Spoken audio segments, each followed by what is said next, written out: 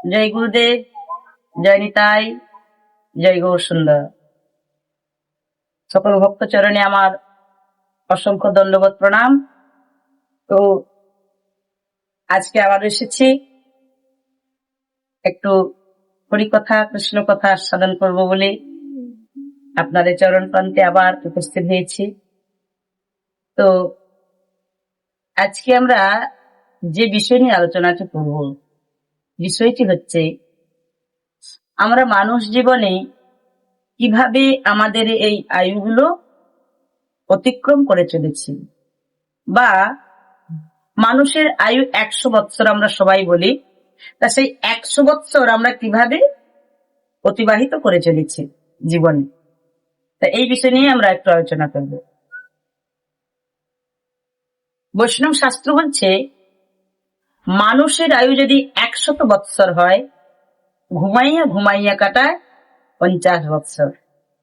12 বৎসর যায় তার ধুলারও খেলনে, 12 বৎসর যায় তার পঠন পাঠনে, 12 বৎসর যায় তার যৌবন ক্রীড়ায়, 12 বৎসর যায় তার বার্ধক্য দশা। খানা পিনা কপ কাশি কত খাতে গেলা, দেখিতে দেখিতে 100 বর্ষ পূর্ণ হয়ে গেলা। তথাপি কলির জীব কৃষ্ণ না ভজিলা, হরি না ভজিলা, গুরু না ভজিলা, এক এক করে সব জমের দ্বারে গেলা। তাহলে এই ছড়াটার দ্বারাই আমরা কি বুঝতে পারলাম, এর ভাবার্থকটা কি? না, বলছে মানুষের আয়ু যদি 100 বৎসর, আমরা বলি না মানুষের আয়ু হচ্ছে 100 বৎসর। বলুন তো, মানুষের আয়ু তো 100 বৎসর। আচ্ছা, আমরা এই 100 বৎসর সবসময় কি আমরা কর্ম করে থাকি, না কর্মে রত থাকি? না, আমরা কিন্তু সবসময় কর্ম করি না। তাহলে আমরা 24 ঘন্টার মধ্যে অর্ধেকটা টাইম শুধু ঘুমিয়ে কাটিয়ে দিই। তাহলে 24 ঘন্টায় আমরা অর্ধেকটা টাইম যদি ঘুমিয়ে কাটিয়ে দিই সারাদিনের মধ্যে, তাহলে আমাদের জীবনে যতখানি আয়ু তার অর্ধেকটা টাইমই আমরা ঘুমিয়েই থাকি। 100 বছর আয়ু হলে 50 বছর তাহলে আমরা ঘুমিয়ে যাই, ঘুমিয়ে থাকি, তাই না? তাহলে দেখুন, মানুষের আয়ু যদি 100 বৎসর হয়, ঘুমাইয়া ঘুমাইয়া কাটায় 50 বৎসর। বাকি থাকে আর কত বৎসর? না, আর 50 বৎসর। এই 50 বৎসর মানুষ কিভাবে কাটাচ্ছে দেখুন। কি বলছে? 12 বৎসর যায় তার ধুলারও খেলনে, 12 বৎসর যায় তার পঠন পাঠনে। আমরা যখন জন্ম হলাম, জন্মের পরে বাবা মায়ের কোলে একটু একটু করে বড় হতে লাগলাম। কত আদর, কত ভালোবাসা, কত স্নেহ। ধুলি খেলার মাধ্যমে দেখতে দেখতে ছোট ছোট বন্ধুদের সঙ্গে খেলতে খেলতে 12 বৎসর কেটে গেল, কত আনন্দে, তাই? এবার বলছি 12 বৎসর যায় তার পঠন পাঠনে। 12 বৎসর পঠন পাঠন করতে আবার কেটে গেল। আমরা জীবনে অনেক অনেক পড়াশোনা করেছি। আমি হয়তো পড়াশোনা করি না অত, তথাপিও আরো অনেকে তো পড়েছে। তো এই যে আমরা যে যতই পড়ি না কেন, সবগুলোকে একসঙ্গে যদি মিলিয়ে দেখি, আমরা 12 বৎসর, খুব জোর 12 বৎসর পড়েছি, তাই না? আপনারা বলবেন, হ্যাঁ 12 বৎসর মানে দ্বাদশ ক্লাস। আরে, যারা কলেজ গিয়েছে তাহলে তারা তো দ্বাদশ বছরেরও বেশি গিয়েছে, তাহলে কি করে হবে 12 বৎসর? আরে বাবা, যে 12 বৎসর পঠন পাঠন করছে, হরি বল, আপনার কলেজে গিয়েও পঠন পাঠন করছে, সে কি 12 বছরে এনি টাইম মানে সব সময় পড়াশোনা করছে? না, সেও বিরতি দিয়েছে, সেও খেলা খেলছে, সেও বন্ধুদের সঙ্গে ঘুরছে, তাই না? তাহলে সেও অনর্গত পড়াশোনা করছে না, পঠন পাঠন করছে না। এইভাবে তিনি 12 বৎসর পড়াশোনা করেছে। তাহলে 12 বৎসর যায় তার ধুলারও খেলনে, 12 বৎসর যায় তার পঠন পাঠনে, 12 বৎসর যায় তার যৌবন ক্রীড়ায়। এবার পঠন পাঠন শেষ হলে মানুষের বয়স যখন 24 বৎসর হয়ে গেল, এবার তাদের বিবাহযোগ্য বয়স হয়ে যায়। তা আগেকার দিনে আমি দাদু ঠাকুমার মুখে শুনেছি যে ছোট ছোট ছেলে মেয়েদের বিয়ে হতে, কিন্তু এখনকার দিনে আর হয় না। এখন দিনে কি হয় না, কম করে 25 বৎসরের উপরে আমাদের দিনে দেখছি। তো যাই হোক, তো সেই 24 বৎসর যেই না পেরিয়ে গেল, এবার ছেলে মেয়েদের বিয়ের ব্যবস্থা করতে হলো। যৌবন ক্রীড়ায় কেটে গেল তাদের আরো 12 বৎসর। তাহলে কত হলো? 12 তিনে 36, আর বাকি রইল কত? আর 14। তাহলে 12 বৎসর 36, হরিবল, 12 বৎসর যৌবন ক্রীড়ায় কেটে গেল, 12 বৎসর যায় তার বার্ধক্য দশায়। বার্ধক্য দশার অর্থ কি না, যখন মানুষ বৃদ্ধ হয়ে যায়, যখন মানুষ বৃদ্ধ হয়ে যায় তখন তার কি অবস্থাটা হয় না, বিভিন্ন জ্বালা যন্ত্রণা কষ্ট, সংসারের বিভিন্ন চাপ, বিভিন্ন দায়িত্ব, এইসব মাথায় নিয়ে আর বহন করতে পারছে না। জীবনের শেষ সময় এসে যাচ্ছে। রাধে রাধে। তা সেই জীবনের শেষ সময়ে এবার কি হবে না, খানা পিনা কফ কাশি ব্যাধি জরা এত কি এসে মানুষের জীবনে উপস্থিত হয়ে গেল, তাই না? এইভাবে এই কফ কাশি জরা ব্যাধি এগুলো নিয়ে আরো 2 বৎসর কেটে গেল, পূর্ণ হয়ে গেল আমাদের 50 বৎসর। তাহলে এদিকে ঘুমিয়ে কাটিয়ে দিলাম আমরা 50 বৎসর, আর বাকি এই 50 বৎসর এইভাবে আমাদের জীবন কেটে গেল। বলুন তো তাহলে এইভাবে যদি আমাদের জীবন কেটে যায়, আমরা হরি ভজন করবো কবে? হ্যাঁ, বলি কেন এর মধ্যে আমাদের হরিভজনের কথা আসছে কেন? হ্যাঁ, হ্যাঁ, দেখুন, আমরা এই সংসারে কিন্তু এই ধুলি খেলার জন্য আসেনি, শুধু পঠন পাঠন করবার জন্য আসেনি, শুধু যৌবন ক্রীড়া করবার জন্য আসেনি, শুধু এই বার্ধক্য দশা আমরা ভোগ করবার জন্য আসেনি। তাহলে কিসের জন্য এসেছি?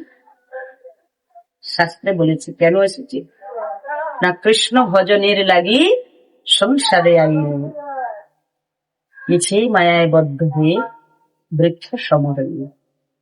অর্থাৎ কৃষ্ণ ভজন করবো বলে এই ধরাতলে এসেছিলাম, কিন্তু ধরাধামে কৃষ্ণ ভজন করতে এসে এই তো আমাদের 100 বৎসর পূর্ণ হয়ে গেল, তাহলে আর কৃষ্ণ ভজন হলো তো, তাই না? তবে হ্যাঁ, একটা কথা, এই যে আমরা 100 বর্ষ পূর্ণ হয়ে গেল তথাপি আমরা হরিভজন করতে পারলাম না, কৃষ্ণ ভজন করতে পারলাম না, কেন জানেন? কেন না, মানুষের যে প্রকৃত নিজস্ব আয়ু সেটা কিন্তু 100 বৎসর নয়। মানুষের নিজস্ব আয়ু হচ্ছে 40 বৎসর।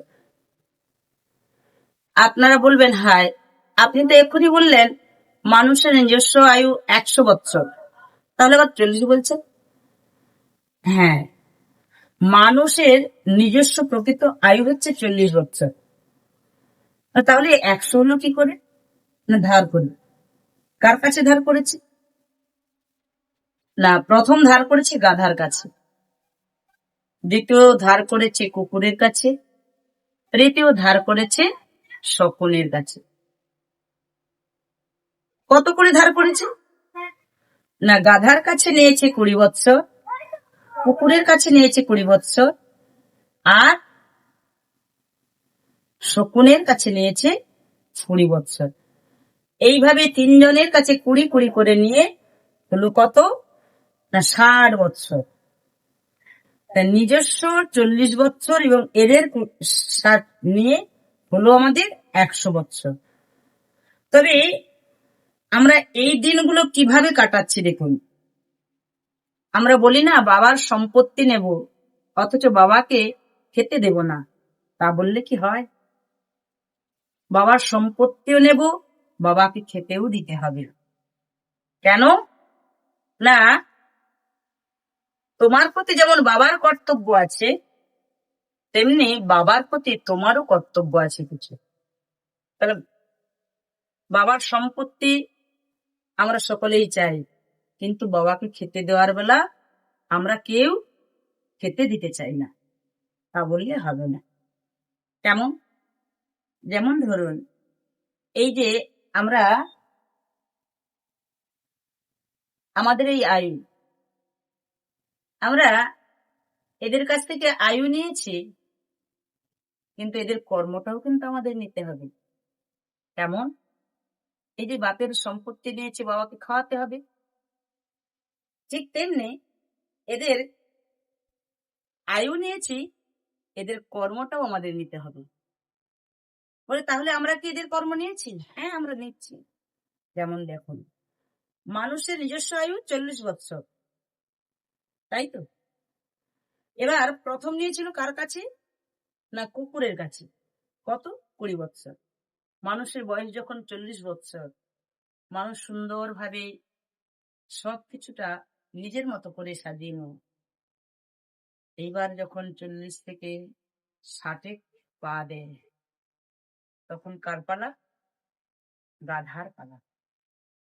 40 বৎসরে যেই না পেরিয়ে গেল মানুষের বয়স, এবার এই সংসারে আমরা গাধার খাটনি খাটতে লাগলাম। গাধার কাজটা কি? শুধু মাল বহন করা, তাই না? মাল বহন করেই চলেছে।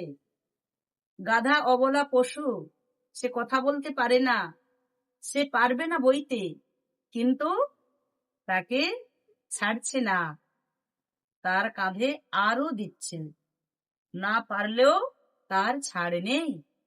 ঠিক তদ্রূপ আমরা এই সংসারে গাধার খাটনি খেটেই চলেছি, খেটেই চলেছি। আমার শরীর আর টানছে না, আমার মন আর চাইছে না, কিন্তু তবু এই সংসার আমাকে ছাড়ছে না। এই সংসারে আমাকে গাধার খাটনি খাটতে হবে। কেন? আমি যে গাধার আয়ু নিয়েছি, তাই গাধার খাটনি আমাকে খেটে যেতে হবে। তো এইভাবে আমাদের 20 বৎসর কেটে যায়। এই গাধার পরে আবার কার পালা? না কুকুরের পালা। কুকুরের 20 বৎসর। কেমন? কুকুরের কাজটা কি? না কুকুরের কাজ হচ্ছে পাহারা দেওয়া, তাই তো? কুকুরের কাজ হলো পাহারা দেওয়া। তো সেই কুকুর পাহারা দেয় কখন? না দিনের বেলায় ঘুমোয়, রাত্রিবেলায় পাহারা দেয়। আমাদের বাড়িতে কুকুর পাহারা দেয়, দেখেন রাত্রিবেলায় যখন আমরা নিশ্চিন্তে ঘুমোই, আমাদের ঘুম পাড়িয়ে দিয়ে ওই প্রভু ভক্ত কুকুরটা কি করে? না আমাদেরকে সুরক্ষা রাখার জন্য আমাদের ঘরে পাহারা দেয়। অথচ ওই কুকুরটা যখন তার খাওয়ার সময় হয়, সে তখন খেতে পায় না, অসময়ে খায়, অসময়ে তাকে খেতে দেওয়া হয়। আবার দিচ্ছি কেমন করে? এক টুকরো রুটি দিলাম, ছুঁড়ে ফেলে দিলাম, আর ওই ছুঁড়ে ফেলে দেওয়া রুটিটা ওই কুকুরটা কেমন আনন্দে ছুটে গিয়ে মুখ দিয়ে তুলে নেয়, তাই না? ঠিক তদ্রুপ মানসিক বয়স যখন 60 থেকে 80-তে পদার্পণ করে, মানুষটা আর ভালো করে কাজ করতে পারে না, বিছানায় পড়ে থাকে। এক জায়গা থেকে অন্য জায়গায় যাবে, ভালো করে চলতে পারে না, লাঠি ছাড়া চলতে পারে না, তাই বাড়িতেই বসে থাকে। যখন দুটো খেতে দেয় তখন খায়, আর না দিলে খায় না। যেমন কুকুরটাকে যখন দিয়েছে তখন খেয়েছে, না দিলে খায় না। ঠিক তদ্রূপ ছেলে বৌমা সকলে খেয়ে চলে যাচ্ছে, খেতে দিল না কেউ, তথাপিও বলে না আমাকে কিছু খেতে দাও। কেন? যদি খেতে চাইলে কিছু বলে। এখনকার সমাজ তো জানেন আপনারা, বাবা সারাদিন খেতে পায় না, বসে আছে, কখন বৌমা দুটো খেতে দিবে। যখন প্রচুর খিদে লেগেছে, আর সহ্য করতে পারছে না, বয়স তো হয়েছে না, তখন বৌমাকে বলছে, বৌমা আমার বড্ড খিদে লেগেছে, আমাকে কিছু খেতে দাও। তখন বৌমা কি বলে, আমার হাতে কাজ শেষ হয় না, তুমি আমাকে খেতে চাইছো? সারাদিন বসে বসে শুধু খাই আর খাই, আমার হাতে কাজের শেষ নাই, আর ওরা শুধু খাওয়া আর খাওয়া। ঠিক আছে বৌমা, তোমার কাজ শেষ হয় তারপর আমায় খেতে দেবে। অপেক্ষা করলো, অপেক্ষা করতে করতে আবারও খিদে পেয়েছে, আবার যখন খিদে লেগেছে, আবার বলছে, বৌমা আমার বড্ড খিদে লেগেছে, কিছু খেতে দাও না গো। এই বৌমা কি করলো জানো, বাচ্চাতে করে এক মুঠো শুকনো মুড়ি এনে শ্বশুর মশাইয়ের মুখের সামনে ছুঁড়ে দিয়ে বলছে, এই নাও, শুধু খাই আর খাই, সারাদিন শুধু খাই খাই। বৌমা ছুঁড়ে দিলে তবুও শ্বশুর মশাই ওই খাবারটা আনন্দে ছুটে দিয়ে নিয়ে পরমানন্দে চোখের জলে ওই মুড়িগুলোকে ভিজিয়ে খেয়ে দিল। এইভাবে কেটে গেল 20 বৎসর। মানুষের 80 বৎসর পূর্ণ হয়ে গেল। এবার পদার্পণ করলে 100। 100 কার পালা ছিল? 100 পালা ছিল শকুনের। ভগবান যখন আয়ুভাগ করেছিলেন, সকলকে 40 করে দিয়েছিলেন, কুকুরকেও 40 দিয়েছিল, গাধাকেও 40 দিয়েছিল, শকুনকেও 40 দিয়েছিল, আর মানুষকেও 40 দিয়েছিল। মানুষ তার ভাগের 40 নিয়ে নিল। মানুষ তো একটু লোভী, তাই নিজেরটাও তার কুলোনো না। তিনি কি করেছে, সকলের ভাগের 20 যে বেশি হলো ওরা নিতে চাইল না, সেই 20 নিয়ে ওনার 100 হলো। কুকুরকে যখন বললো তোমার 40 বৎসর, তুমি নাও, কুকুর বলছে না আমি 40 নেব না, আমাকে 20 দাও। কেন না, আমি তো প্রত্যেক দিন খেতে পাবো তার কোনো মানে নেই। আমি তো সকলে এঁঠো খাওয়ার খেয়ে ফেলিয়ে দেয়, তারপর সেই এঁঠো খাওয়ার আমি কুড়িয়ে খাই। আবার সেই এঁঠো খাওয়ার কুড়িয়ে খেতে গেলে কেউ বা আমায় লাঠি ছুঁড়ে, কেউ বা ঢেলা ছুঁড়ে। তাই আমার এত নির্যাতন সহ্য হবে না, আমাকে 20 দিলেই হবে। ওখান থেকে 20 নিল। গাধাকে বলছে তোমাকে 20 দেব, তোমাকে 40 দেব। গাধা বলছে আমি পারবো না। কেন? আমি বইতে পারবো না, ওরা বললেও শুনবে না, ওরা আরো দেবে কলির জিদ, ওরা আমার কথা শুনবে না, তাই আমারও এত নির্যাতন সহ্য হবে না, আমাকে 20 দিয়ে। এই নিয়ে হলো কত? 80। এবার শকুনকে বলছে কি, না তোমাকে দিলাম 40 বৎসর। শকুন বলছে না না, আমার লাগবে না 40, প্রভু আমাকে আপনি 20 দিন। কেন? তুমি কেন নেবে না 40? বলছে প্রভু আমার খাদ্য গরু মোষ এগুলো যদি মরে যায় তখন আমি খাই, আমার তো কোনোদিন সাজু খার জোটেই না। হরি বল, আমার তো সাজু খার আমি পাই না, আর বাসি খার সেটাও আমার জোটে না, তাহলে আমি আর কি করে 40 বছর নিয়ে থাকি বলুন তো, আমাকে আপনি করেই দিন। বেশ, তাই ঠিক আছে। এই ভাবে সকলকে কুড়ি কুড়ি করে দিয়ে তাদের কুড়ি কুড়ি নিয়ে মানুষকে 100 বছর পূর্ণ করেছিল। আজকে পালাকার না শকুনে। আজ যখন শকুনের পালা, শকুন বলছিল কি না, আমার তো সাজু খাওয়ার পাই না, বাসিটাও আর জোটে না। কেমন দেখুন, মানুষের যখন বয়স 80 থেকে 100-তে পদার্পণ করছে, তখন মানুষের অবস্থাটা কেমন? তখন একেবারে এই বিছানা সজ্জা, মলমূত্র মাখামাখি হয়ে পড়ে থাকে।